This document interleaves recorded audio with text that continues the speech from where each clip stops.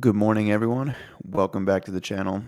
If you're gonna tune in live today, thank you for tuning in with me this morning, this early morning for me and on the West Coast. So I assume you clicked on this video because of the awesome thumbnail or the clickbait title about the ETH Merge.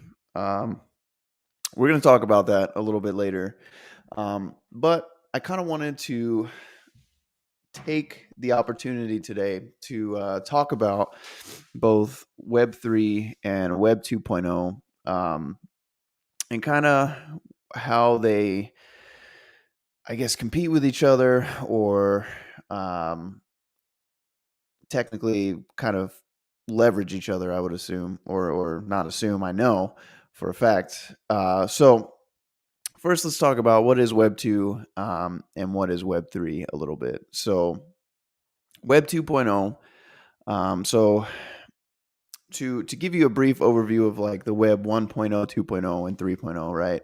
So you can kind of think of web 1.0 as read only. There are pretty much only static websites out there that you couldn't necessarily interact with other than um, consuming content basically. So you couldn't interact with a lot of these websites. Web 2.0 changed that with the adoption of social media, where users can actually interact with the website and interact with each other. And then Web three, of course, if you're up to speed on what's going on or what was going on in the last year or two, Web three is considered cryptocurrency related, decentralized networking, right? Um, and that's like the brief overview of the web versions, if you will. So a lot of people kind of make Web 2.0 versus Web 3.0. And I don't think that is necessarily accurate.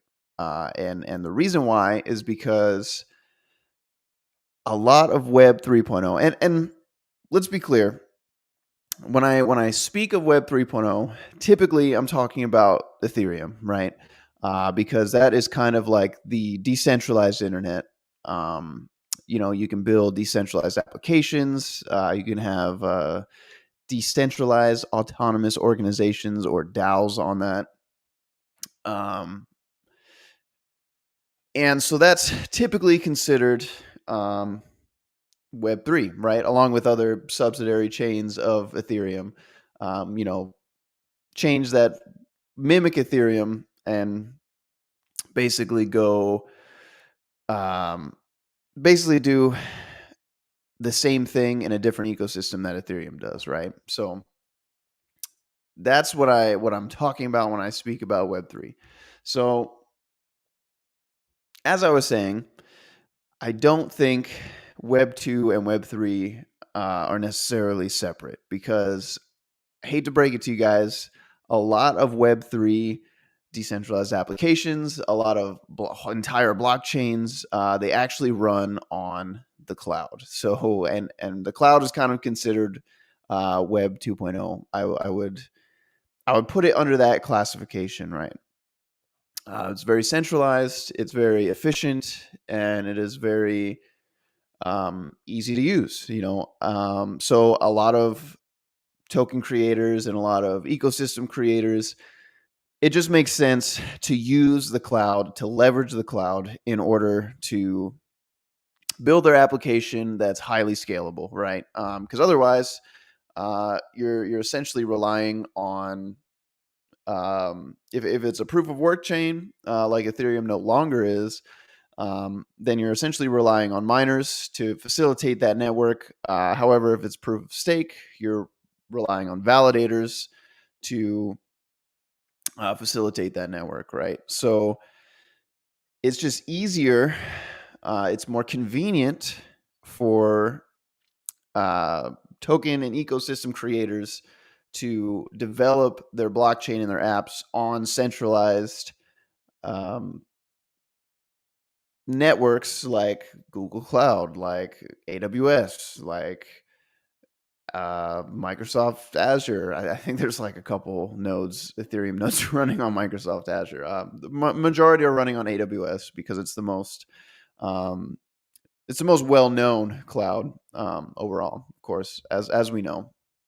So I don't necessarily think that it's a versus situation. I don't think it's Web 2 versus Web 3. I actually think it's going to be, and currently is, more of a Web 2.5 situation. And I don't know if I coined this saying or I coined Web 2.5, or if it even makes sense realistically, but um, essentially you're using Web 2.0 technology to facilitate Web 3.0 um, technology. So now that obviously that comes with some fundamental problems with cryptocurrency, which I'm not too big of a fan of, and I'm sure most people that are into cryptocurrency are not a big fan of either. So clearly, if you're running your decentralized application on a or decentralized blockchain on a centralized cloud platform, you are not decentralized. So if you're running your blockchain on AWS, one day Amazon could say, you know what, we don't really like this blockchain. We're just gonna basically turn off all their services. Now, will they do that? Possibly. I'm not gonna say no. I want to say no, but it's very possible that they could. If you're looking into, if you've been paying attention to cryptocurrency in general over the last 2 years, I'm sure you understand that it has gotten a lot of attention by the federal government. A lot of decentralized applications were removed from the internet. I'm thinking about a specific um, coin mixer that was recently removed from the internet and was sanctioned. I don't understand how you sanction that. I don't understand how you sanction code, but okay, sure, we'll go with it, I guess. If you've been in the crypto space and you've kind of been paying attention, you know what that company or that website is called. Don't think I can say that name on YouTube. I mean, granted, probably nobody cares with the size of my channel right now, but for future reference. So they were able to just remove that, decentralized application literally within minutes. So how is that possible? I thought Web3 was decentralized. And granted, I don't know where that particular coin mixer was hosted. I would hope it was self-hosted, but I mean, I really don't know. So I can't really speak to that fact. But I happen to know for a fact that a lot of entire ecosystems are ran on the cloud, and again, it makes sense from a user standpoint, right? You obviously, if you're making a blockchain, you want your service to be highly available. You want your blockchain to be highly available, which is not the easiest thing to do if you're self-hosting all of these servers, because it's a huge investment in hardware. If you're going to run your own server farm, right? And then on top of it, finding people to physically maintain your servers, again, not exactly the easiest task in the world. And then obviously, if you're running an on-premises setup, which that would be considered on-premises, I would assume, um, you run into another issue when it comes to networking and availability in general. And you know so the cloud makes it easier, but again, you're losing that decentralized aspect of cryptocurrency, which was the whole point of cryptocurrency to begin with. So I don't necessarily think that it's going to be Web 2.0 versus Web 3.0. It's going to be a Web 2.5 situation, right? Now, it's not all negative. You know, I tend to be on the optimistic side. Do I think this will bring interesting challenges to the crypto space and Web 3.0 space? Absolutely.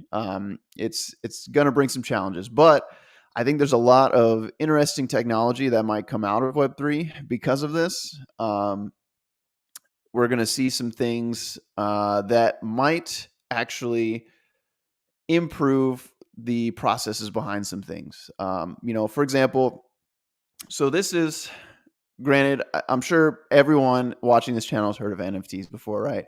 Non-fungible tokens. And you're like, man, I don't really understand why people trade pictures of monkeys for millions of dollars, right? Granted, yeah, that's a little novelty. I'll admit, it's pretty novelty right now, but the technology itself is interesting, right? And let's say instead of trading the digital pictures of monkeys, let's say that was a deed to a house or a title to a car, a vehicle, and how instantly that can be transferred from one person to another. Because if you've ever bought or sold a car, you understand that title transfer. You got to go to the DMV, which let's be honest, like that's been a joke for decades. That the DMV is just terrible, right? Now imagine you could send the deed to your um, buyer or seller of the title, or the title or deed, whatever the case may be. Imagine you can send that at a click of a button, and a bunch of stuff happens in the background, and the change of ownership is tracked on a blockchain, um, and nobody else has to get involved. You don't have to go to a DMV. You don't have to do any of this stuff. Now, granted, that involves a lot of the government, and let's be honest, the government likes to stick their dirty little hands in everything and basically gum up the gears a little bit. So, it's going to take some time for that to actually be as, I guess, efficient as it could be if it ever gets to that point. It's kind of hard to tell right now. But again, that's just an example of something that's pretty cool that comes out of Web 3.0 that can be used for something else other than trading digital pictures of monkeys, or other random digital pictures, right? So I do believe we're going to see a lot of technology that's going to come out of this whole Web 2.5 situation, which is awesome. Me as a guy that's interested in tech and interested in this type of technology, but also interested in cryptocurrency for what it is or was. It's kind of like a bittersweet moment. So you're gonna get to play with a bunch of cool stuff, but at the same time, it's like, man, it's kind of diverting from what it was originally. Unless, of course, we're talking about Bitcoin. Again, still the most decentralized cryptocurrency in existence.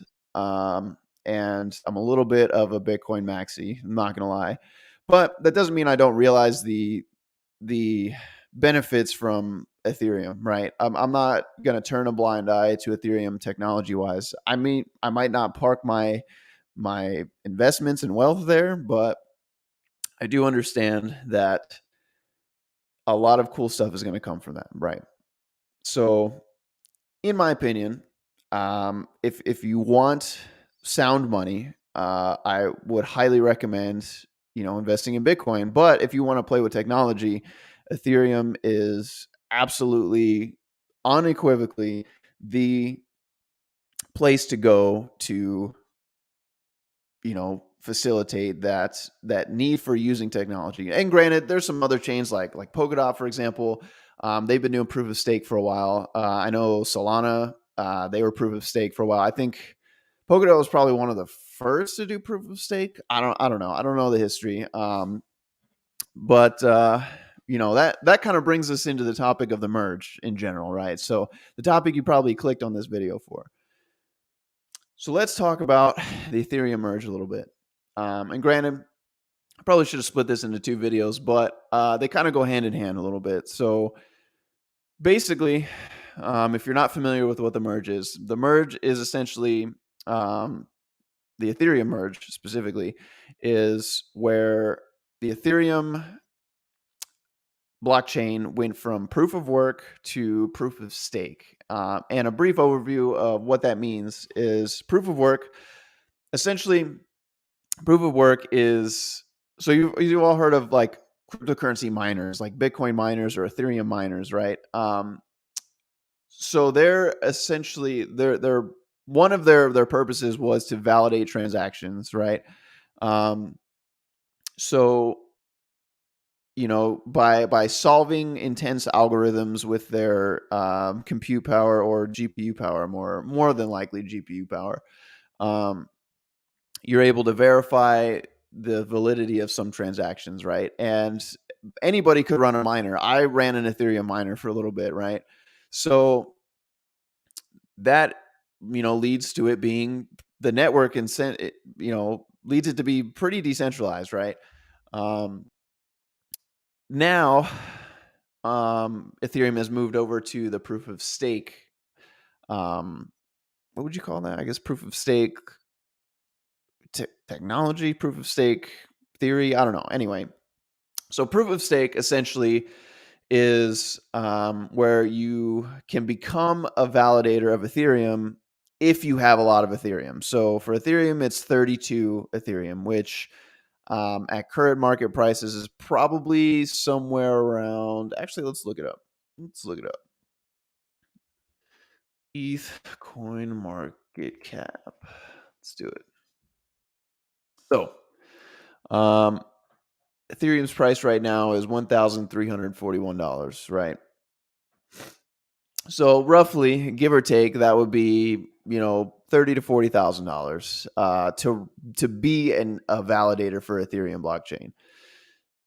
That leaves a lot of the population out of the race. So essentially, what that's doing is putting control of this blockchain in people that hold a lot of Ethereum.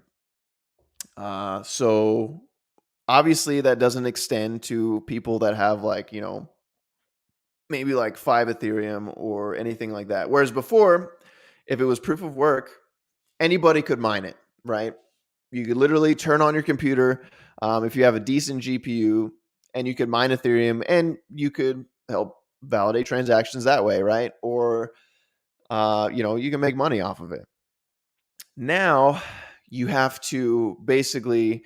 So I'm not familiar. Granted, I should have done my research before this show, but if it's like any other proof of stake blockchain that I'm familiar with, um, you have to use your 32 Ethereum, basically stake it, to be able to have a say in whether or not a transaction is valid or not. So that kind of cuts a lot of the people um, out of the network, right? It essentially it transfers the power of validating transactions over to people who have the most money. And if you've ever looked at history or the history of economics ever, that's not necessarily great, and it inherently makes it less decentralized. For example, pretty much every proof of stake blockchain that's out there, that's not Ethereum, has had issues with it being incredibly centralized. It's been come at it's been attacked by regulators. It's they've increased the amount of hacks compared to proof of work.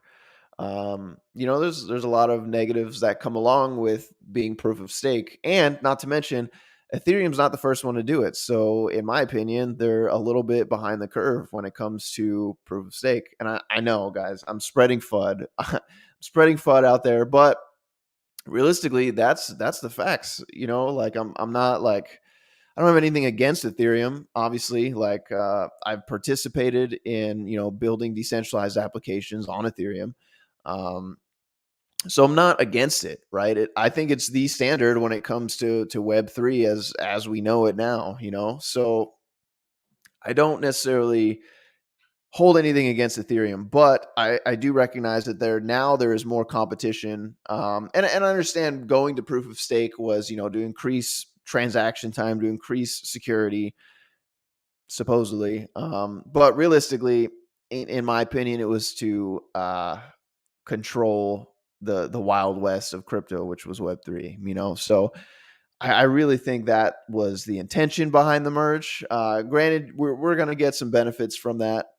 Things are going to become a little bit more highly available, but I wanted to show you guys this because I knew this was going to happen, and I think anyone that has been paying attention to crypto, even over the last couple of years, knew this was going to happen.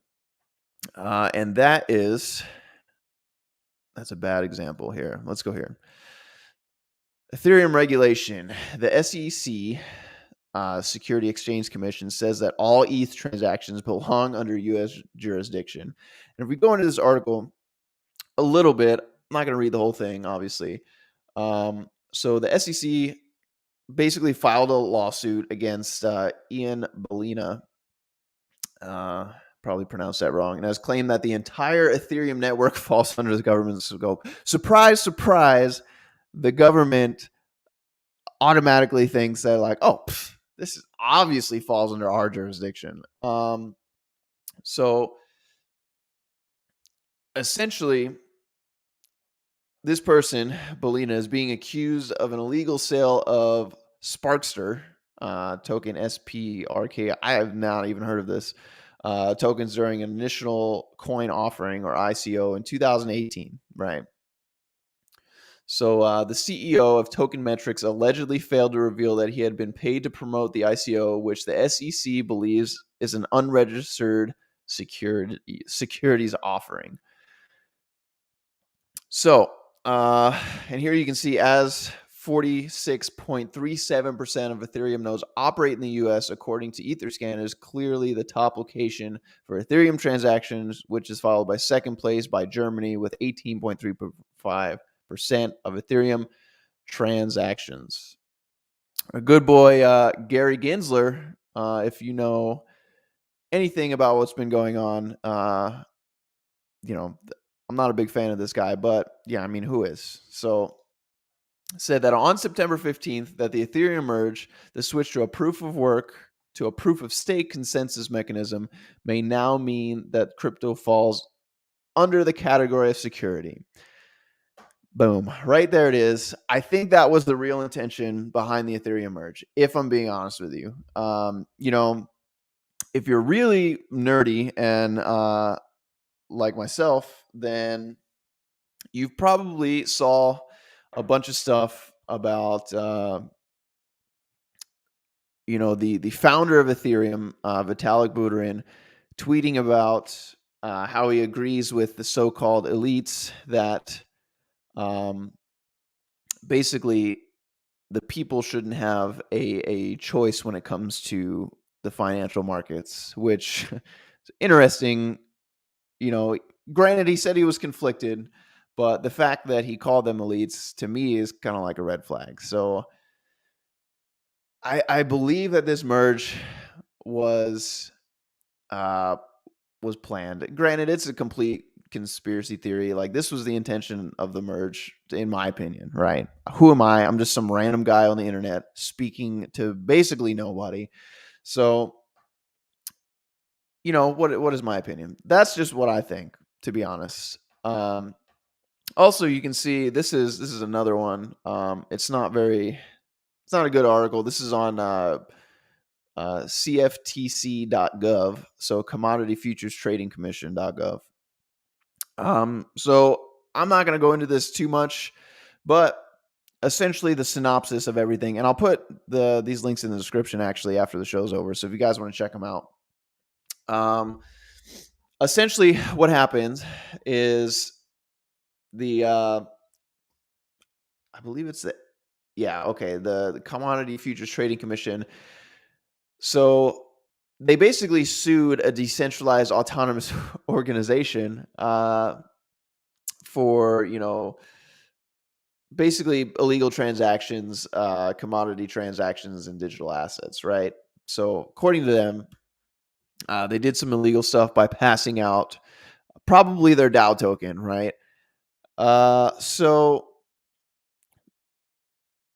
if decentralized autonomous organizations were actually decentralized, how can you sue a decentralized organization? And the answer is you can't. Well, that just goes to show that maybe these DAOs are not as decentralized as people make them out to be, which if you followed any type of DAO over the past 2 years, you understand that things can still happen even if people don't vote for it in a DAO, right? It's been there have been multiple instances of that happening. I don't have any references of that, but honestly, if you research any DAO to any level, you can see that they've made some changes to the blockchain without even consulting their token holders. So, is it really decentralized? No, not at all. Um, and that to me is problematic. So, those are some things that I wanted to talk about as far as the Ethereum merge goes and Web 2.0 versus Web 3.0, and how they're kind of intermingled, right? So, Web 3.0 is leveraging Web 2.0 in order to facilitate adoption. Now, if you know anything about cryptocurrency in general, adoption is the name of the game because cryptocurrency doesn't mean anything if people don't use it, right? Um, so that's where, again, I'm conflicted because while the adoption will probably be increased or facilitated with Web 2.0, it leads to a lot of things that are negative. So people will start using cryptocurrency more, but it's also going to be forced into more regulation by the government, by specifically the United States government, apparently, because apparently they own all of Ethereum now. All of the transactions originate in the United States. Leave it to Americans to think that they just own everything. Leave it to Americans coming from an American. So obviously that's going to create some issues, but at the same time, we're probably going to see a lot more efficiency come out of that. So again, I'm kind of conflicted between liking the technology and actually wanting decentralization away from a separation from the government, which the government's not going to allow that willingly. Obviously, they're not going to willingly allow a secondary economy, um, you know, basically forked from their economy, right? They're not going to allow that. So, um, at the end of the day, personally, I'm a Bitcoin maxi. I always have been, but again, I do understand the absolute necessity of Ethereum. It's it's it's you kind of need both. You know what I mean? But going forward, pay attention to what's going on with Ethereum. Understand that it is now much more centralized than it was, and even before under proof of work, it actually was pretty centralized. I think at one point in time, like 70% of Ethereum nodes were run on AWS, which is pretty interesting because that's over the 51% required to bring a network down. Interesting. I wonder why that is. I'll let you make your own assumptions. But so now, the SEC is considering it. Every transaction is originating in the United States now. So, you know, it is what it is. But this should you should be flexible about how you move with cryptocurrency, right? Especially in the Web3 space, because now the government is involved. The people in the government understand how this works. For the most part, I mean, they don't really understand the technology behind it, obviously, right? But it's coming to the point where they understand people are using it to make a ton of money without the government taking their cut, basically. So, move carefully. I still say I would still use it, but kind of treat it like you would treat it the normal internet at this point. It's not the Wild West it was, years ago. Um, so going forward, keep that in mind. Invest in Bitcoin, store your wealth in Bitcoin, please, for the love of God. Um, Granted, even Bitcoin is not perfect, but it's looking a lot. It's looking a lot better than Ethereum and subsidiary chains, right? Um, don't get me wrong, you can make a ton of money off of Ethereum. You're not going to make a huge amount of money on Bitcoin with the price swings. In my opinion, you could, um, but that's really where I'm at. Store wealth in Bitcoin, use the technology of Ethereum. You can do both. Like, there's no reason to pick a hill to die on in either one. Um, Christian Soto says, "Good morning." Good morning, Christian Soto. Thank you for commenting. So that's pretty much going to do it for me today. I just wanted to put it out there, the differences between Web 2 and Web 3. And I wanted to point out some fundamental flaws with the Ethereum merge. Again, I know I seem like I'm putting FUD out there in the market, but I do think some interesting things are going to happen coming up with the ETH merge going under proof of stake. Because again, there are a lot of blockchains that have been doing this that have facilitated people making a lot of money off of proof of stake.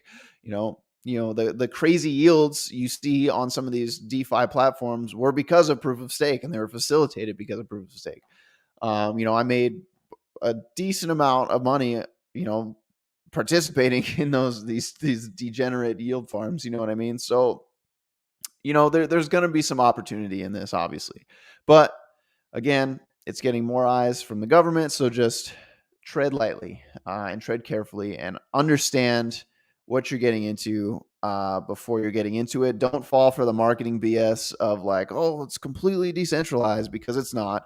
And just understand that it's for the most part, it's temporary. So, make your money and then exit the ecosystem, in my opinion, and put it into Bitcoin, put it into at this point, stack cash, because the dollar's actually looking pretty damn strong recently. So that's just my opinion. Not financial advice for any of this stuff. Obviously, I'm not a financial advisor. Don't listen to me. Do your own thing. But, that's all I got for you guys today. Have a good day. Thanks for watching. If you've got any questions, please comment, leave a comment, subscribe, hit the notification bell so you know when I go live and talk about this stuff. My contact information is in the description. I'm going to put the links to these articles in there. You guys have a great day. Thanks for joining me.